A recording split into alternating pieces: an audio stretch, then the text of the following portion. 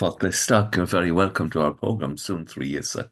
This program, especially before the Easter Vigil, which we will be celebrating tonight, after dark, we will gather and we will listen to God's word and light the Paschal fire. And then we will exchange the fire on candles from one another.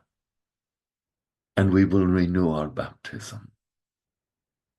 Now, the first reading is always speaking about the goodness of God's creation.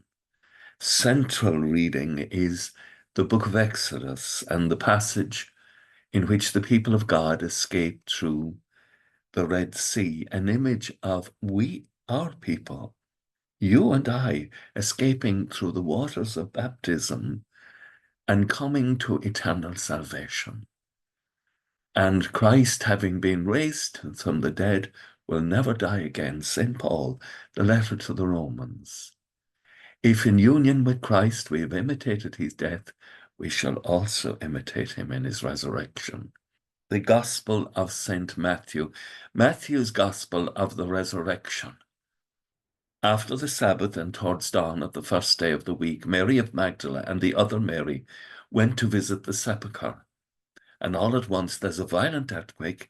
The angel of the Lord descends, comes and rolls away the stone, and he sits on it. And his face is like lightning, and his robe as white as snow, reminding us of the transformation in Christ. This is a heavenly person, an angelic person, not a human person, an angelic person. And the guards are shaken, so frightful were they that they were like dead people. But the angel speaks to the women. There is no need for you to be afraid. I know you're looking for Jesus, who was crucified. He's not here, for he has risen, as he said he would. Come and see the place where he lay. Then go quickly and tell the disciples, he is risen. He is risen. All changes. And in the celebration this evening, we bless the Easter water, and we bless ourselves with the Easter water, and we exchange the light of Christ, holding those wonderful candles lit from the Paschal candle for this year.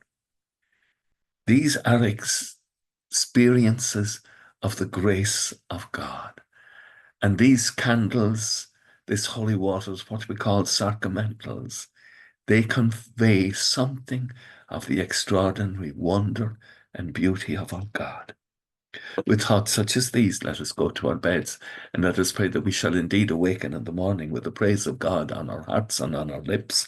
Agus gemana dia ila cótach shiv, ahar mach agus spirit nave. Amen. Slán go fóg. Bye for now.